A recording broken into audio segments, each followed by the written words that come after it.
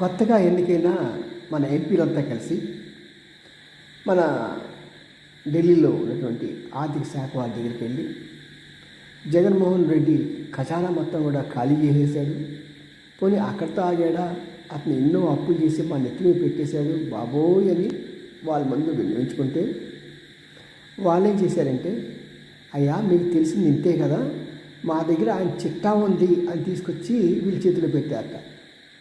మరి ఆ చిట్టాలో ఎన్ని లాసులు అంటే ఎంత భారం ఉందో ఈ ప్రభుత్వంకి అనేది స్పష్టంగా తెలియలేదు.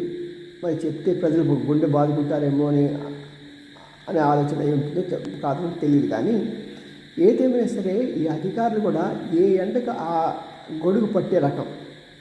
మొన్నటి వరకు జగన్ని ఒక్క మాట అన్న వాళ్ళు ఇప్పుడు మోడీ గారు ఈ టీడీపీ పక్షం ఉన్నారు కాబట్టి వీళ్ళకంతా ఫేవరబుల్గా చేస్తున్నారు.